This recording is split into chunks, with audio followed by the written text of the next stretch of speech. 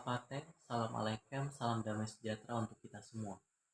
Pertama-tama mari kita panjatkan puji dan syukur kehadirat Allah, Tuhan yang Maha Esa. Karenanya saya dapat kesempatan untuk memberikan suatu orasi ilmiah, suatu tradisi akademik yang perlu terus kita laksanakan. Tema orasi ilmiah yang saya ambil pada kesempatan ini adalah Pemuda Produktif dalam Menyongsong Revolusi Industri 6.0. Tema ini tentu saja merupakan tema yang cukup penting, khususnya bagi kita kalangan mahasiswa, yang mana di pundak kita inilah telah diletakkan masa depan dari bangsa ini, bangsa Indonesia yang kita cintai ini.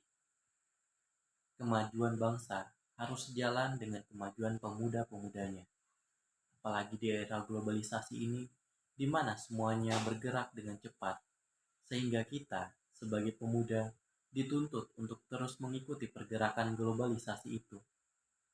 Sebagai kalimat kunci utama di dalam mengupas tema di atas, saya ingin sedikit menjelaskan apa itu revolusi industri. Revolusi industri memang sudah bukan kalimat yang asing bagi kita.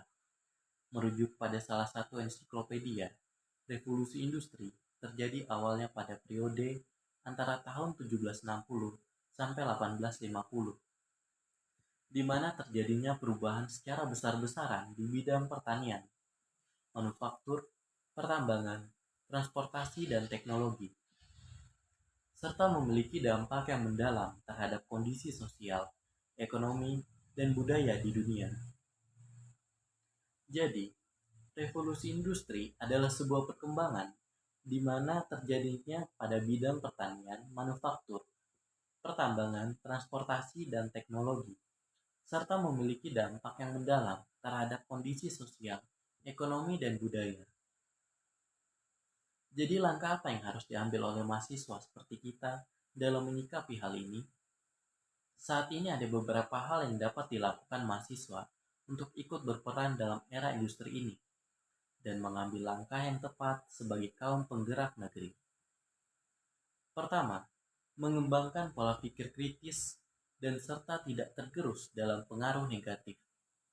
Hal ini berarti dengan banyaknya informasi yang pada saat ini bisa dengan mudah kita dapatkan, khususnya dari media sosial, kita diharapkan harus mampu melihat manakah informasi yang dapat dipercaya atau tidak dapat dipercaya, dan serta tidak langsung percaya dengan segala informasi yang belum tentu kebenarannya. Kedua, mahasiswa harus mampu memanfaatkan teknologi dengan sebaik-baiknya dan bahkan ikut serta dalam pengembangan teknologi. Setidaknya kita tidak hanya bisa menggunakan dan menjadi pengguna, namun juga mampu mengembangkan teknologi dan mengerti bagaimana sistem dari teknologi itu sendiri.